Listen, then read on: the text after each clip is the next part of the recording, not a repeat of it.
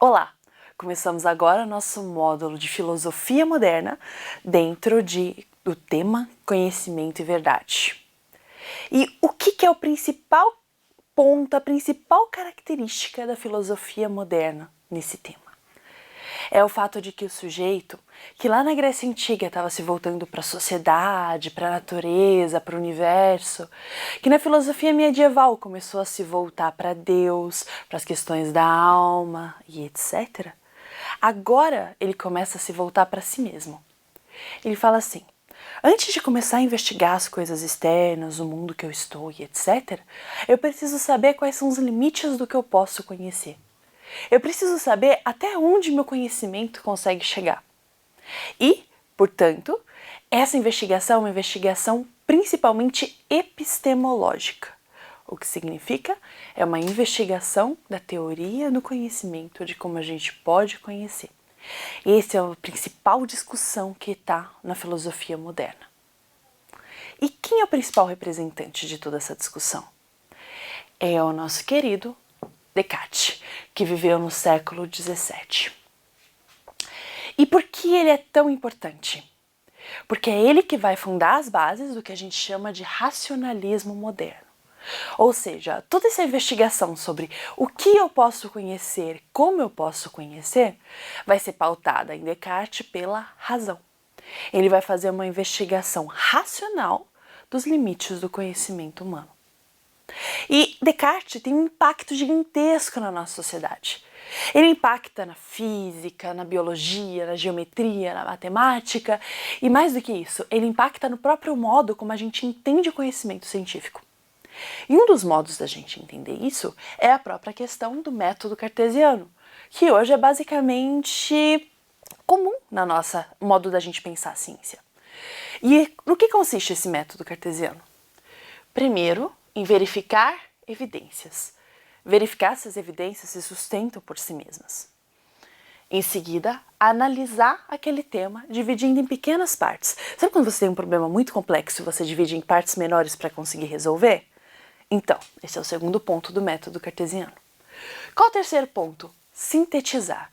Pegar todas aquelas pequenas partes que você desenvolveu e reunir todas elas num todo que seja coerente e que explique aquilo que está sendo estudado. E, por fim, uma enumeração. Como assim uma enumeração? Você conseguir listar quais são os princípios que eu tiro disso, quais são os pontos principais desse conhecimento. Você entende? O nosso modo de estudar, nosso modo de investigar, nosso próprio modo de fazer ciência foi muito influenciado por Descartes e seu método cartesiano. Mas na filosofia, existe uma outra frase que é muito conhecida por todo mundo que estuda Descartes, que é a frase "penso, logo existo". Mas a grande pergunta é, de onde vem essa frase? Como que ela surge? Ela surge de uma coisa chamada dúvida hiperbólica.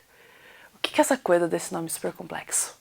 É quando Descartes ele começa a se perguntar o seguinte: eu percebo que dentro do meu conhecimento tem algumas coisas sobre as quais eu verifico que eu estou certo e eu verifico que eu estou errado. Em outras palavras, eu percebo que eu me engano às vezes. Ele fala, como eu posso obter um conhecimento que não esteja sujeito a engano? Como eu posso fundamentar o meu conhecimento de maneira tão sólida que eu encontre a verdade? Que eu encontre a verdade não só sobre a natureza e o universo, mas sobre mim mesmo, sobre como as coisas funcionam.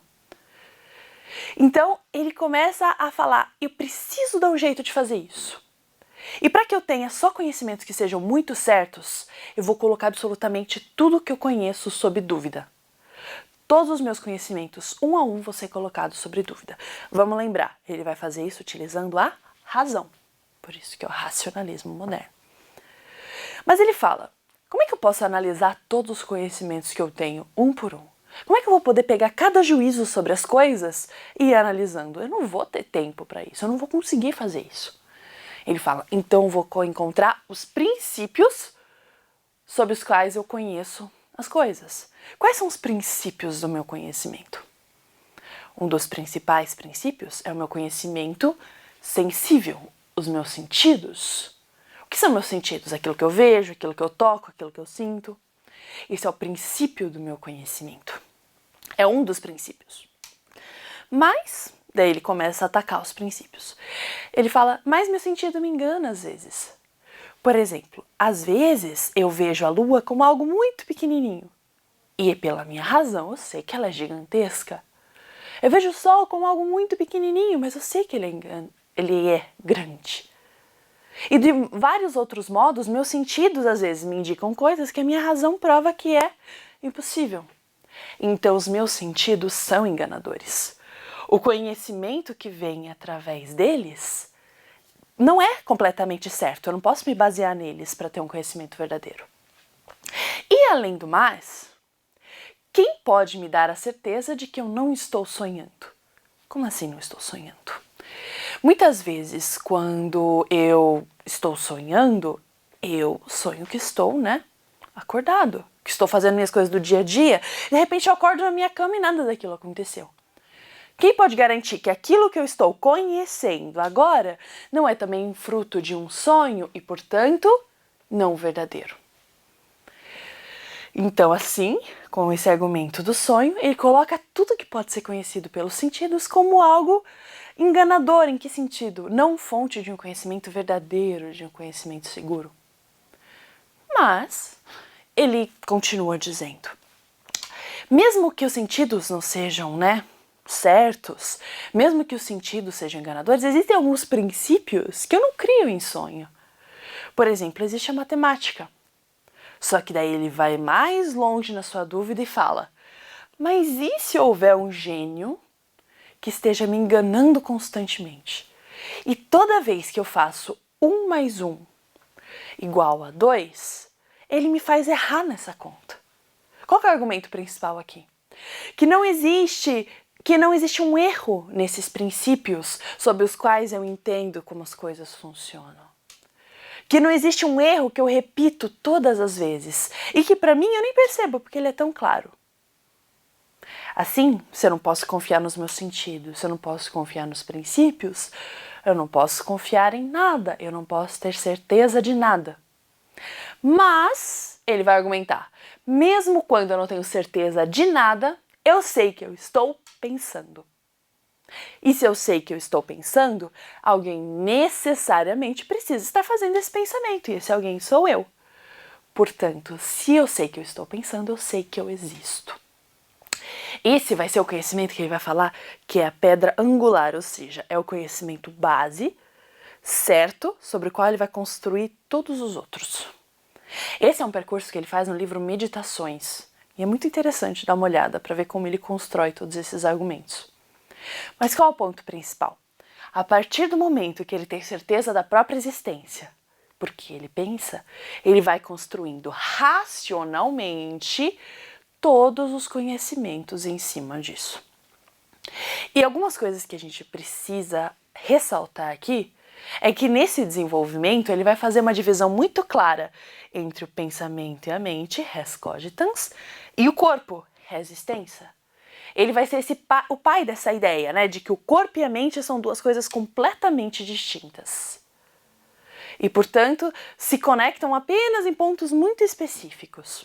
Uma ideia que influenciou toda a nossa ciência até hoje, e todo o modo como a gente entende medicina e todas essas outras áreas. E a razão em si que ele vai utilizar é uma razão que vai basear em 3 tipos de ideias. Primeiro, de que existem ideias inatas, ou seja, ideias independentes da minha experiência, ideias que foram colocadas em mim. Que existem ideias adventícias, ideias que vêm através da minha experiência, e ideias factícias, que são ideias que eu gero com a própria imaginação. Então Descartes, assim, ele começa a tradição do que a gente chama de racionalismo moderno, porque ele está investigando tudo o que o sujeito pode conhecer. E essa investigação está pautada principalmente em cima de uma forte confiança no poder da razão em nos dizer o que é verdade e o que é conhecimento verdadeiro. Então, nos vemos nas próximas aulas para verificar como foi o desenrolar desse debate. Até lá! Estude.